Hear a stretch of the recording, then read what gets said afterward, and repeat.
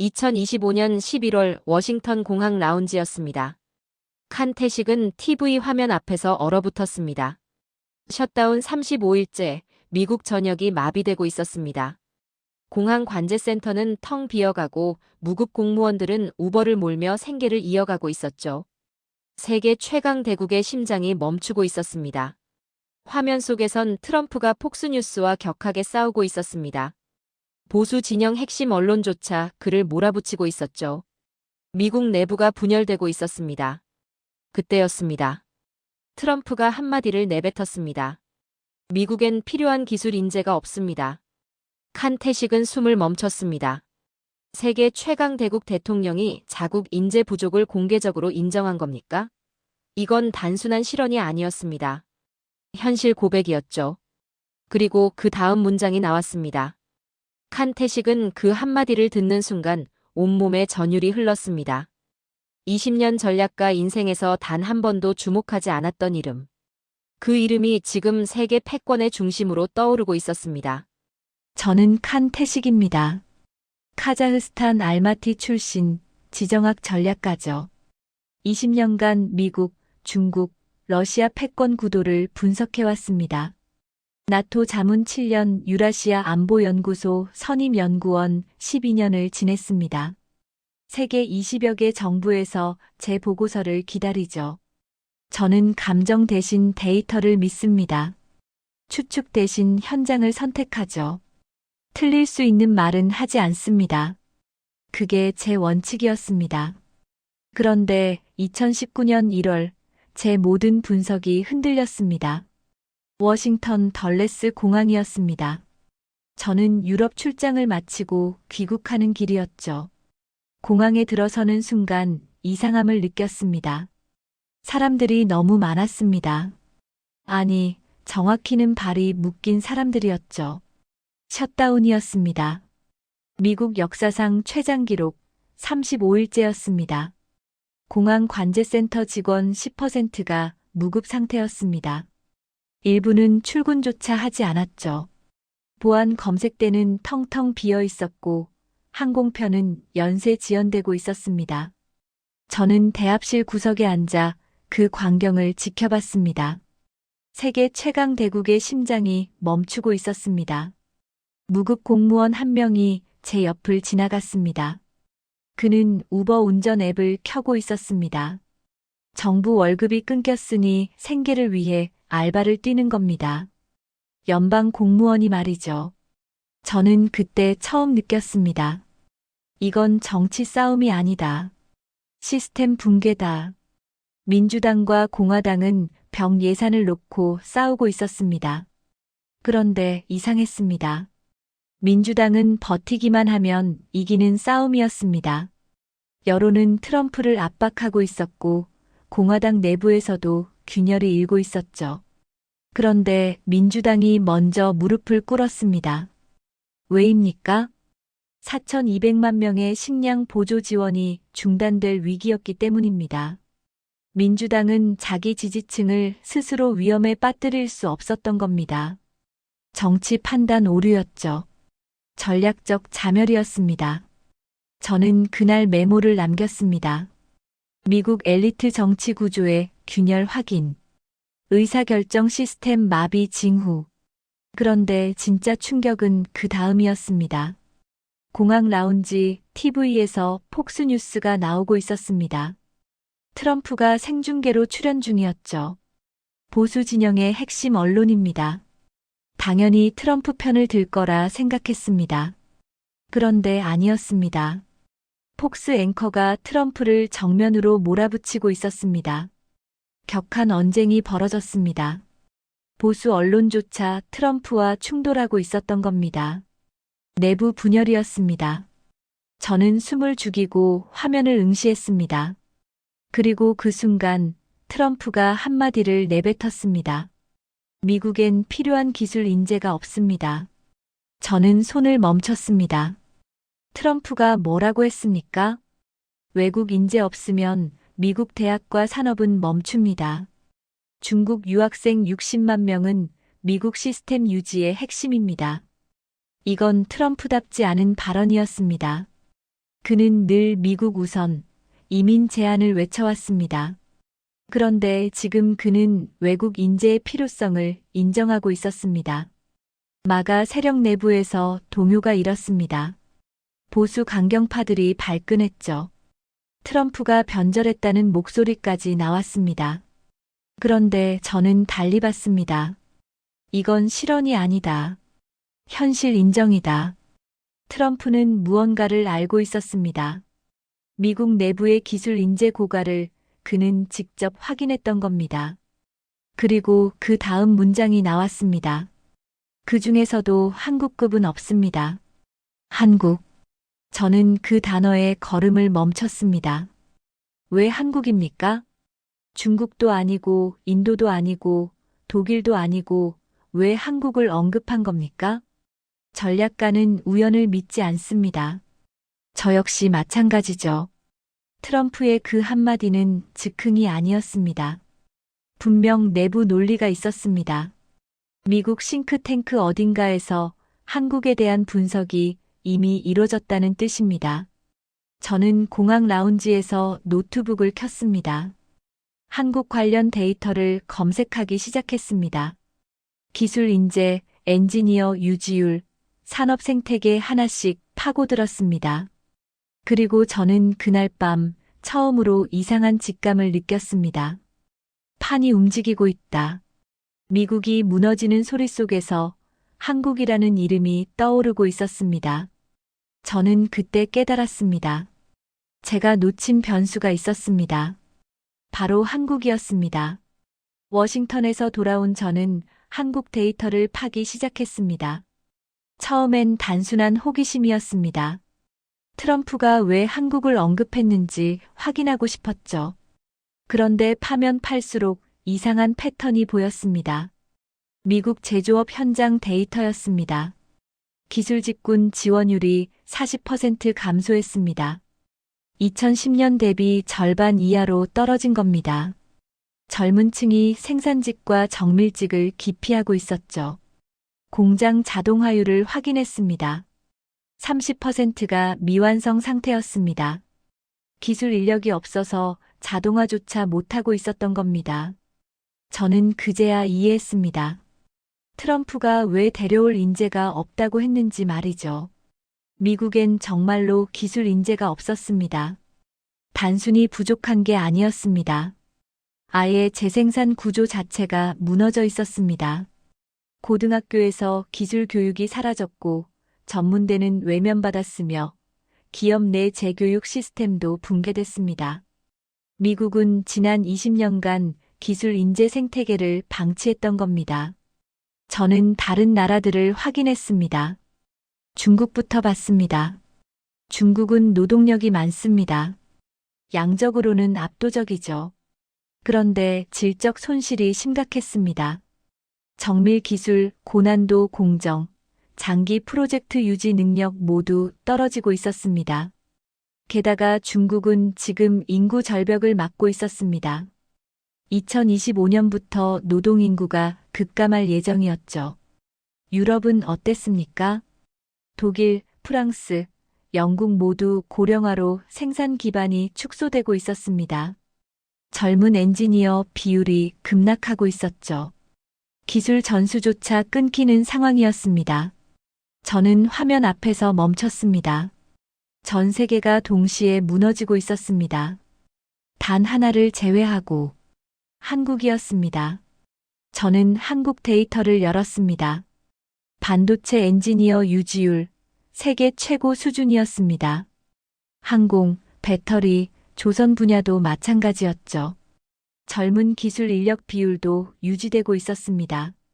이상했습니다. 왜 한국만 살아남았습니까? 저는 더 깊이 파고들었습니다. 한국의 기술 교육 시스템을 분석했습니다. 고등학교 특성화 과정, 전문대 기술 교육, 기업 내 재교육 프로그램 모두 단단하게 연결돼 있었습니다. 미국과 유럽에서는 2000년대 이후 이미 무너진 구조였습니다. 한국만이 기술 인재 재생산 시스템을 유지하고 있었던 겁니다. 저는 손을 멈췄습니다. 한국? 왜 한국만? 우연이 아니었습니다. 분명 이유가 있었죠. 저는 미국 내부 문서를 추적하기 시작했습니다. 트럼프 캠프 싱크탱크 자료였습니다. 비공개 문건이었지만 일부가 유출된 상태였죠. 그 안에 한 문장이 있었습니다. 한국형 기술 생태계 모델 차용 검토. 저는 숨을 멈췄습니다. 트럼프의 발언은 즉흥이 아니었습니다. 실제 내부 논리의 반영이었던 겁니다. 미국 전략가들은 이미 한국을 연구하고 있었습니다. 그리고 저는 뒤늦게 깨달았습니다. 제가 놓치고 있었던 겁니다. 한국은 단순한 참고 국가가 아니었습니다. 패권 구조에서 우위를 만드는 결정적 요인이었습니다. 저는 보고서 제목을 수정했습니다. K기술 인프라의 전략적 함의. 처음으로 제 보고서에 한국이 중심 변수로 등장한 순간이었습니다. 저는 그날 밤 메모를 남겼습니다. 전 세계가 무너질 때 홀로 버티는 나라는 우연이 아니다. 트럼프의 발언은 실언이 아니었다. 암호였다. 이제 나는 한국을 연구하는 것이 아니라 한국을 추적하고 있다. 저는 확신했습니다. 한국을 파헤치지 않으면 전체 지도가 틀립니다. 세계 패권의 향후 20년을 제대로 읽으려면 한국을 반드시 이해해야 했습니다. 저는 다음 보고서 준비에 들어갔습니다. 이번엔 한국 내부로 들어가야 했습니다. 저는 한국 내부 자료를 입수하기 시작했습니다. 쉽지 않았습니다. 한국 정부는 핵심 산업 데이터를 철저히 관리하고 있었죠. 하지만 저는 20년간 쌓아온 네트워크가 있었습니다. 유럽 컨설팅 기관, 아시아 싱크탱크, 미국 산업 분석가들 하나씩 접촉했습니다. 그리고 조각조각 정보를 모았죠. 첫 번째로 확인한 건 한국의 기술 교육 루프였습니다. 고등학교 특성화 과정에서 시작됩니다. 기계, 전기, 전자, 화학 실무 중심 교육이 이뤄지고 있었죠. 그 다음 전문대로 연결됩니다. 여기서 산업 현장과 직접 협력하며 기술을 익힙니다. 기업에 들어간 뒤에도 끝이 아니었습니다. 재교육 시스템이 돌아가고 있었습니다. 신기술이 나오면 즉시 교육이 시작됩니다. 회사가 비용을 대고 직원들은 밤을 새워 배우죠. 그리고 이 루프가 계속 돌아갑니다. 미국과 유럽에선 이미 무너진 구조였습니다. 2000년대 이후 기술 교육은 외면받았고 재교육 시스템은 비용 절감 명목으로 축소됐죠. 한국만이 이 구조를 유지하고 있었던 겁니다. 저는 한국 엔지니어 인터뷰 자료를 확보했습니다. 30대 중반 반도체 엔지니어의 말이었습니다. 우리는 밤새 데이터를 맞추는 걸 부끄러워하지 않습니다. 기술이 나라를 먹여 살린다는 걸 배웠습니다. 저는 그 문장을 여러 번 읽었습니다. 이건 단순한 직업의식이 아니었습니다. 국가적 사명감이었죠. 한국 엔지니어들은 자신의 일을 나라의 생존과 연결시키고 있었습니다. 북한 위협, 자원 빈약, 좁은 땅 이 모든 조건 속에서 살아남으려면 기술밖에 없다고 배운 겁니다. 저는 다른 나라 엔지니어들과 비교했습니다. 미국 엔지니어들은 개인 커리어를 우선시했습니다. 유럽 엔지니어들은 워라밸을 중시했죠. 중국 엔지니어들은 단기 성과에 집중했습니다. 한국만 달랐습니다. 책임감, 정밀성, 공동체적 기술 정신 이 세 가지가 단단히 박혀 있었습니다. 저는 미국 기업 내부 보고서를 입수했습니다. 충격적이었습니다. 배터리 분야 한국 의존율 70%였습니다.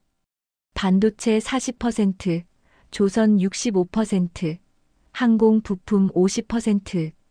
미국 현지 기업들이 직접 보고했습니다. 한국 인력 없으면 공장 못 돌립니다. 저는 손을 멈췄습니다. 미국조차 한국 없이는 움직이지 못한다? 이건 제가 예상한 것보다 훨씬 심각했습니다. 한국은 이미 세계 산업망의 핵심 축이 돼 있었던 겁니다. 저는 한국 역사를 다시 봤습니다. 1997년 IMF 위기, 한국은 무너질 뻔했습니다. 그런데 4년 만에 회복했죠.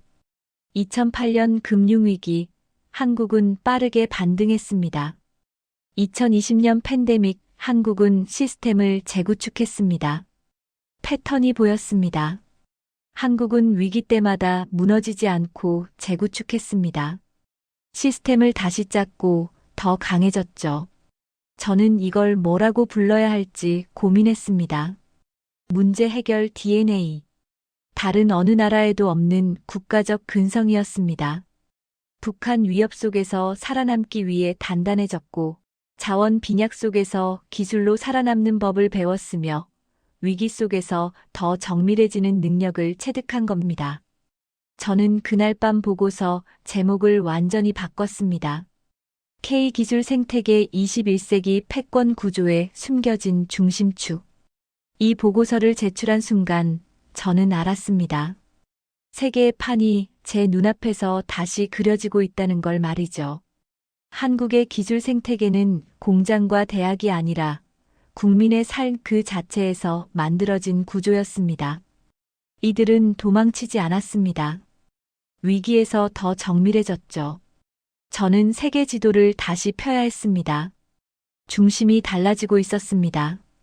한국을 모르는 전략가는 이제 세계를 읽을 수 없습니다. 저는 그날 확신했습니다. 한국이 세계 질서를 재편할 핵심 축이라는 사실을 말입니다. 제 보고서가 나토 내부에 회람됐습니다. 원래 의도는 아니었습니다. 유럽 싱크탱크 한 곳에 보낸 자료였는데 그게 나토 전략본부까지 올라간 겁니다. 문제는 그 다음이었습니다. 러시아 정보당국 귀에 들어갔습니다. 일주일 뒤 익명 메일이 왔습니다. 칸, 선을 넘지 마라. 저는 발신자를 추적했습니다. 모스크 바발이었죠. 러시아 측에서 제 보고서를 읽었고 경고를 보낸 겁니다.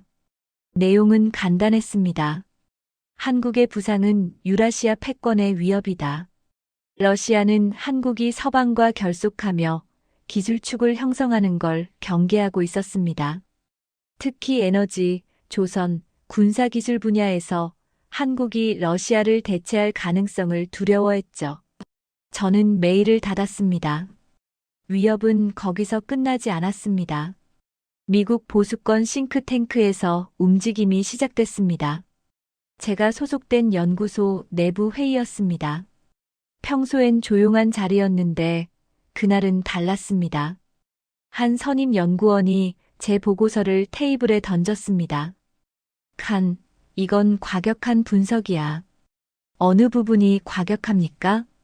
한국을 너무 띄운다는 거지. 한국 모델은 과대평가야. 저는 데이터를 제시했습니다. 반도체 유지율, 엔지니어, 재생산 구조, 미국 기업 의존도 모두 팩트였죠. 그런데 그는 듣지 않았습니다. 내 분석은 정치적이야, 칸. 정치적이라고요? 저는 20년간 감정 없이 데이터만 봐왔습니다. 제 보고서는 언제나 냉정했죠. 그런데 지금 그는 제 분석을 정치적이라고 몰아가고 있었습니다. 이유는 명확했습니다. 한국의 기술력을 인정하는 순간 미국의 약점이 드러나기 때문이었습니다. 그들은 진실을 숨기고 싶었던 겁니다. 일주일 뒤 반박 보고서가 나왔습니다. 한국 기술 생태계의 구조적 한계. 제 보고서를 정면으로 반박하는 내용이었죠. 조직적으로 생산된 문서였습니다. 누군가 제 분석을 차단하려는 움직임이었습니다. 트럼프 발언도 문제가 됐습니다. 제가 트럼프의 한국 인재 필요 발언을 전략적 진술로 해석하자 마가 내부 우파 인사들이 발끈했습니다. 칸이 한국 띄우기 하고 있다. 트럼프 발언을 왜곡하고 있어. 심지어 미국 기자들에게까지 제 연락처가 유출됐습니다. 전화가 걸려왔죠. 칸 박사님, 한국 정부와 연결된 겁니까? 웃긴 질문이었습니다. 저는 한국 정부와 아무 관계도 없었습니다. 단지 데이터를 분석했을 뿐이죠. 그런데 그들은 제가 한국 편을 든다고 몰아갔습니다. 데이터 접근도 차단되기 시작했습니다. 미국 내 특정 기관에서 한국 산업 데이터 제공을 중단했습니다. 중국 측 연구소에서는 협업 취소 통보가 왔죠. 한국을 연구하는 것 자체가 위험 영역이 되고 있었습니다. 저는 그제야 깨달았습니다. 제가 건드린 건 단순한 데이터가 아니었습니다. 세계 권력 구조의 민낯이었죠. 한국이 부상한다는 사실을 인정하는 순간 기존 패권 국가들의 약점이 모두 드러납니다. 그래서 그들은 한국을 가리려 했던 겁니다. 어느 날 저녁 동료 빅터가 찾아왔습니다. 그는 조심스럽게 말했습니다. 칸, 내 분석이 맞아도 이건 건드리면 죽어. 죽는다는 게 무슨 뜻입니까? 커리어가 끝난다는 거야. 너 지금 러시아, 중국, 미국 보수파 모두를 건드렸어. 이러다 연구소에서도 밀려날 수 있어. 저는 고개를 저었습니다. 전략가는 위협이 아니라 흐름을 봅니다. 그리고 흐름은 한국을 향하고 있습니다. 빅터는 한숨을 쉬었습니다. 고집 부리지 마, 칸. 한 발 빼. 저는 대답하지 않았습니다. 그날 밤 저는 혼자 사무실에 남았습니다. 공격하는 자들의 국적은 달랐지만 목적은 같았습니다. 한국을 가리는 것.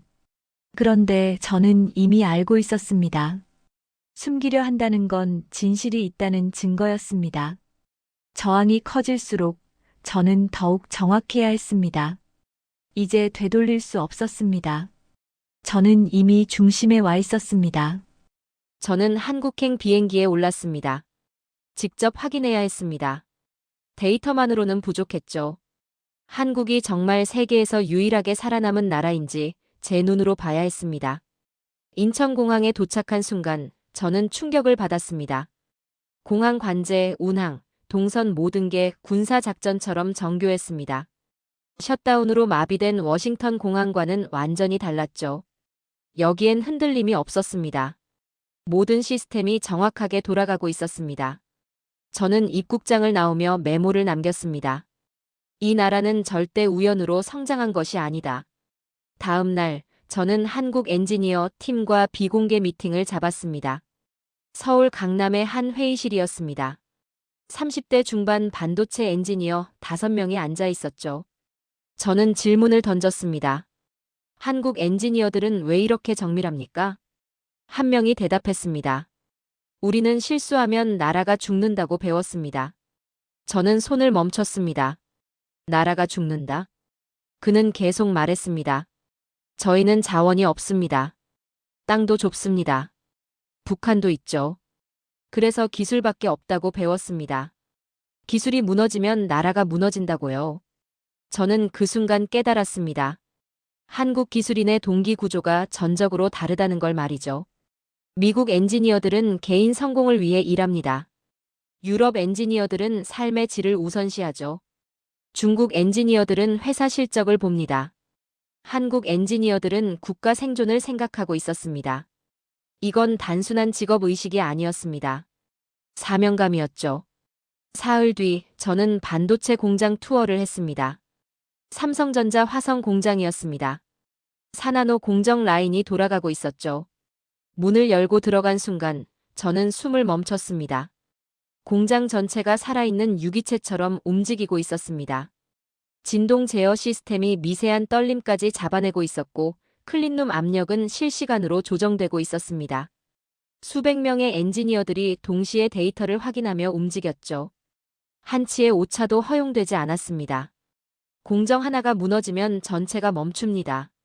그래서 모든 걸 2중, 3중으로 점검하고 있었습니다. 저는 무의식적으로 중얼거렸습니다. 이건 공장이 아니라 요새다. 안내하던 엔지니어가 웃었습니다. 맞습니다. 저희는 전쟁하듯 일합니다. 저는 그날 반도체 라인 앞에서 처음으로 국가의 의지를 느꼈습니다. 이건 단순히 돈을 벌기 위한 공장이 아니었습니다. 나라를 지키기 위한 전선이었죠. 일주일 뒤 저는 한국의 위기 기억 시스템을 발견했습니다. 한국개발연구원 연구원과 만났습니다. 그는 제게 자료 하나를 보여줬습니다. IMF 위기 대응 매뉴얼. 1997년 위기 당시 한국이 어떻게 대응했는지 모든 과정이 기록돼 있었습니다. 실패한 정책, 성공한 정책, 배운 교훈 전부 데이터화돼 있었죠. 2008년 금융위기 때도 마찬가지였습니다. 2020년 팬데믹 때도 똑같았습니다. 한국은 위기를 숨기지 않았습니다.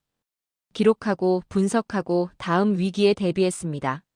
선진국 중 유일하게 국가적 학습 능력이 축적된 사례였습니다. 저는 그제야 이해했습니다. 한국은 위기를 버리지 않았습니다. 기억했고 쌓았고 결국 무기가 됐습니다. 저는 그날 밤 호텔방에서 보고서 첫 문장을 다시 썼습니다. 한국의 경쟁력은 기술이 아니라 국민의 기억에서 나온다. 세계 패권의 향후 방향을 저는 다시 계산하기 시작했습니다. 한국은 작은 나라가 아니었습니다. 단단한 나라였죠. 북한 위협 속에서 굳어졌고 자원 빈약 속에서 강해졌으며 위기 속에서 배우는 법을 익혔습니다.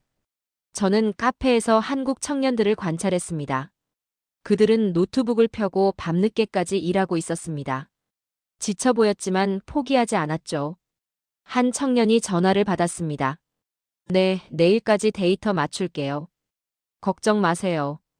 저는 그 모습을 보며 생각했습니다. 이 나라의 부상은 필연입니다.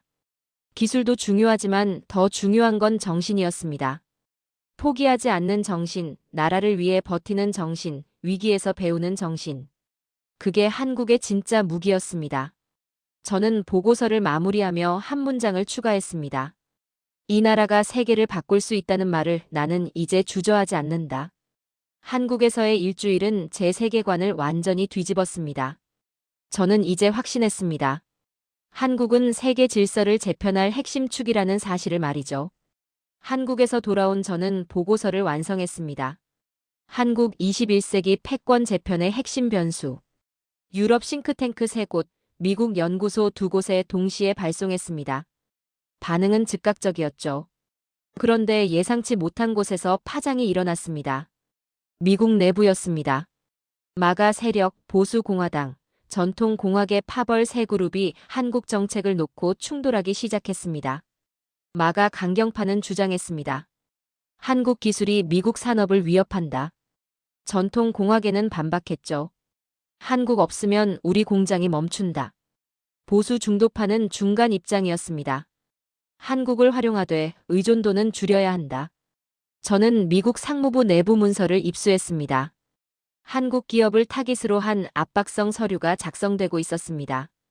규제 조항, 기술 이전 요구, 투자 제한 한국을 견제하려는 움직임이었죠. 중국도 움직였습니다. 한국이 대만, 일본과 함께 기술축을 형성하는 걸 경계하기 시작했습니다. 중국 관영 매체에서 캠페인이 시작됐죠. 한국 기술 의존도 줄여야 한다. 중국 자체 기술로 대체 가능하다. 동시에 중국 기업들이 한국 인재 빼가기를 시도했습니다. 연봉을 2배로 제시하며 스카우트를 강화했죠. 러시아도 가만히 있지 않았습니다. 우크라이나 전쟁 실패 후 러시아는 한국 장비와 기술을 욕망하고 있었습니다. 특히 조선, 배터리, 전력 기술이었죠. 그런데 동시에 불만도 있었습니다. 한국이 서방의 대중, 대러 장벽 역할을 한다. 저는 모스크바발 보고서를 입수했습니다. 한국 관련 정보가 차단되고 있었습니다. 러시아 내부에서 한국을 연구하는 것 자체를 막고 있었던 겁니다. 한국을 흔드는 자들이 늘기 시작했습니다. 이유는 하나였습니다. 무섭기 때문이었습니다. 그런데 한국 내부도 문제가 있었습니다.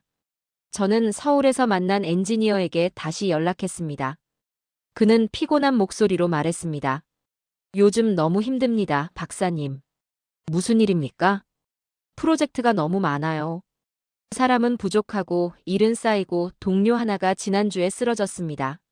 한국 기술 인력이 과로하고 있었습니다. 인구 문제도 심각했죠. 청년 인구가 줄어들고 있었고 일부는 탈진 상태였습니다. 우리가 언제까지 버틸 수 있을까요? 그의 목소리엔 불안이 섞여 있었습니다. 저는 처음으로 한국에서 성장의 그늘을 봤습니다. 한국은 강했지만 무적은 아니었습니다. 너무 많은 짐을 혼자 짊어지고 있었죠. 저는 불안을 느꼈습니다. 이 나라가 버틸 수 있을까? 제 보고서도 공격받기 시작했습니다. 국제학회에서 비판이 쏟아졌습니다. 칸은 한국 편향적이다. 데이터 해석이 과도하다. 칸은 정치화됐다. 심지어 음해성 기사까지 나왔습니다. 칸 태식 한국 정부와 연결됐나? 웃긴 이야기였습니다. 저는 한국 정부와 아무 관계도 없었습니다. 단지 진실을 기록했을 뿐이죠. 어느 날 빅터가 다시 찾아왔습니다. 그는 심각한 표정이었습니다.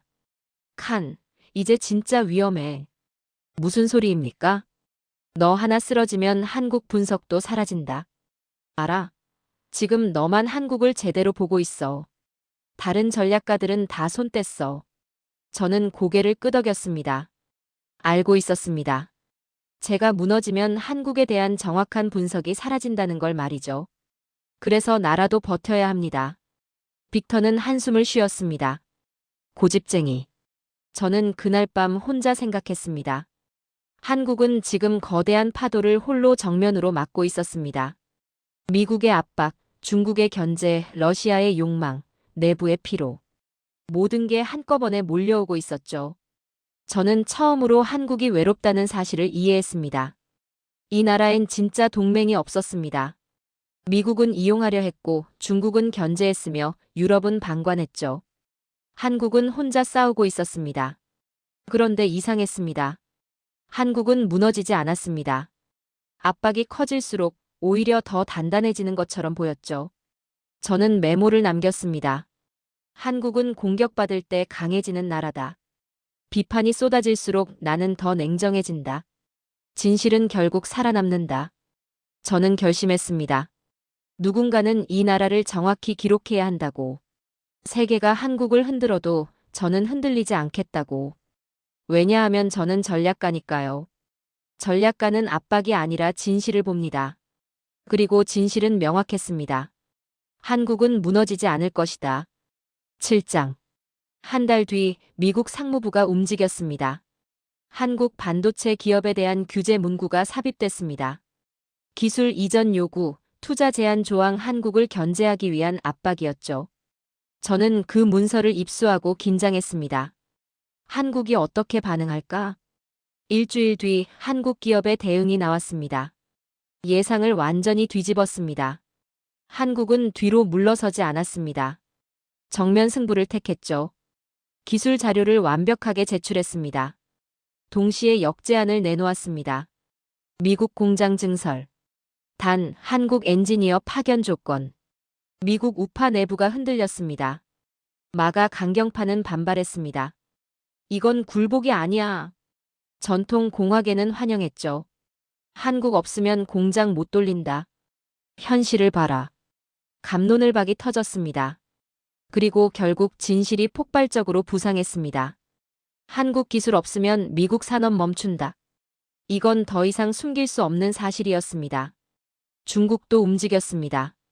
중국 관영 매체가 한국 기술력 폄하 캠페인을 대대적으로 펼쳤습니다. 한국 기술은 과대평가됐다. 중국 자체 기술로 충분하다. 그런데 역풍이 불었습니다.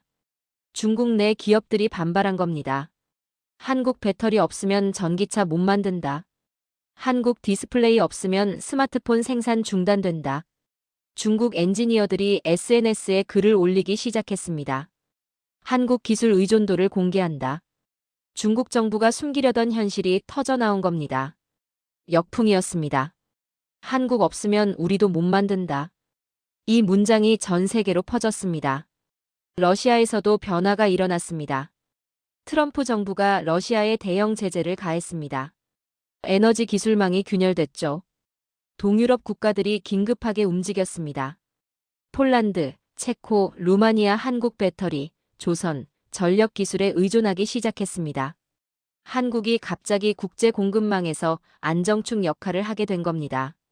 저는 유럽 보고서를 입수했습니다. 한국 러시아 이후 에너지 전환의 핵심 파트너.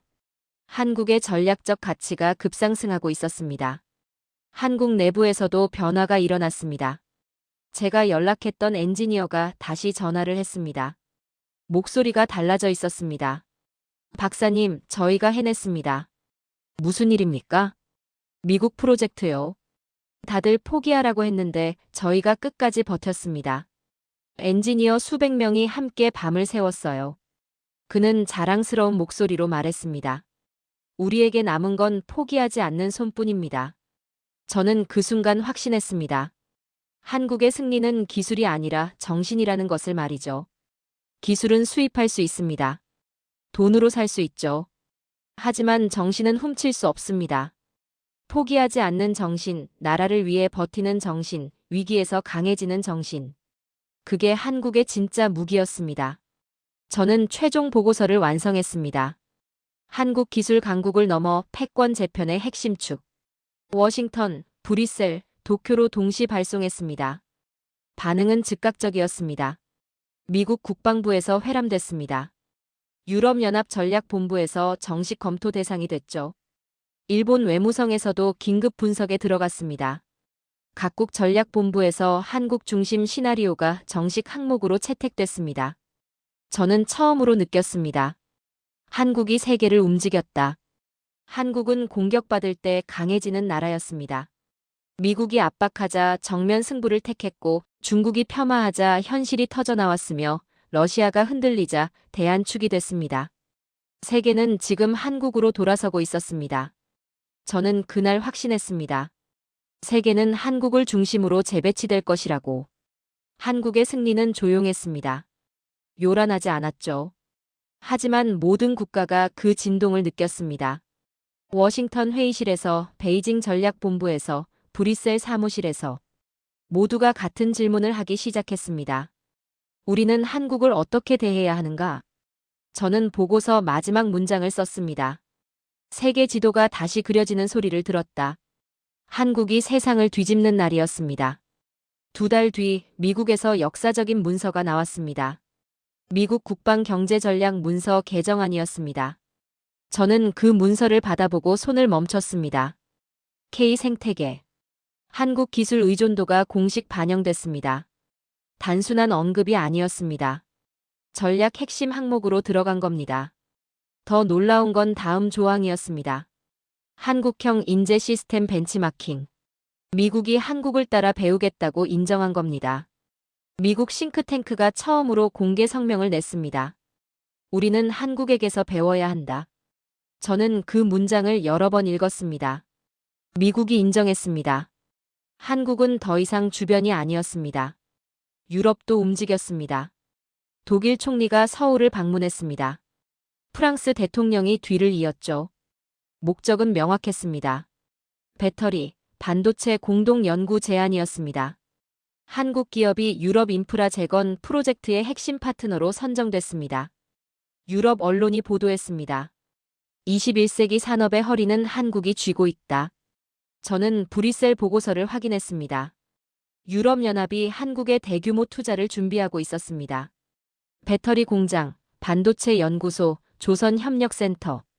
세계가 한국을 기준으로 움직이고 있었습니다. 중국에서 가장 극적인 변화가 일어났습니다. 한국을 공격하던 중국 매체가 갑자기 논조를 바꿨습니다. 한국과의 협력 필요성. 기술 파트너십 강화해야. 중국 내 기업들이 한국 기술 스터디팀을 구성했습니다. 엔지니어들을 한국에 파견하기 시작했죠. 중국 정부 보고서가 유출됐습니다. 한국과의 기술 협력 없으면 2030년 뒤처진다. 저는 놀라움을 금할 수 없었습니다. 중국이 태세를 완전히 전환한 겁니다. 한국을 공격하려다 스스로 상처를 입었고 결국 협력으로 돌아선 겁니다. 한국 내부에도 변화가 일어났습니다. 제가 알던 엔지니어가 다시 연락했습니다. 박사님, 요즘 달라졌어요. 무엇이 달라졌습니까? 글로벌 기업들이 저희한테 연봉 경쟁을 합니다. 2배, 3배씩 제안이 들어와요. 세계가 한국 인재를 가져가려 하자 역설적으로 한국 내부에서 기술 인력 위상이 올라간 겁니다. 한국 정부도 대책을 내놨습니다. 기술 인력 처우 개선, 재교육 시스템 강화, 청년 엔지니어 지원. 우리가 세계의 중심축이 되고 있다. 이 자각이 한국 국민들 사이에 퍼지기 시작했습니다. 저는 3년간의 연구를 정리했습니다. 수백 페이지의 데이터, 수십 번의 인터뷰, 무수한 밤을 새운 분석. 모든 걸 한 문장으로 정의했습니다. 한국은 작은 나라가 아니다. 작은 땅을 가진 강대국이다. 이제 저는 한국을 분석하는 것이 아니었습니다. 한국으로부터 세계를 해석하는 방식으로 전환했습니다. 세계는 더 이상 미국, 중국, 러시아만으로 설명되지 않습니다. 한국이라는 변수를 빼면 전체 그림이 틀립니다. 한국은 세계 기술망의 허리가 아니었습니다. 심장이었습니다. 위기에서 배운 나라만이 미래를 만듭니다. 한국은 바로 그런 나라였습니다. 저는 최종 보고서를 발표했습니다. 국제안보 컨퍼런스였습니다. 50개국 전략가들이 모였죠. 저는 단상에 올라 선언했습니다. 나는 인정한다. 한국은 21세기 패권의 결정적 변수다. 이제 세계는 한국을 중심으로 회전하기 시작했다. 청중이 숨을 죽였습니다. 일부는 고개를 끄덕였고 일부는 충격받은 표정이었죠. 저는 계속 말했습니다. 나는 수십 년간 미국, 중국, 러시아 그늘 아래에서 세계를 분석해왔다. 하지만 한국을 본 순간 모든 공식을 다시 써야 했다. 이 나라는 위기 속에서 굳어졌고 실패 속에서 단단해졌으며 기억 속에서 미래를 만들었다. 저는 마지막 문장을 천천히 말했습니다. 트럼프의 한마디가 내 세계를 흔들었고 한국 엔지니어 한 사람의 눈빛이 나의 확신을 완성했다. 이제 나는 선언한다. 한국은 세계의 작은 변수가 아니다. 21세기의 중심축이다. 그리고 나는 그 변화를 가장 가까이서 목격한 증인이다. 박수가 터져나왔습니다. 저는 단상에서 내려왔습니다. 20년 전략가 인생에서 가장 확신에 찬 순간이었습니다. 한국은 세계를 바꿨습니다. 조용히 그러나 확실하게. 그리고 저는 그 순간을 기록했습니다.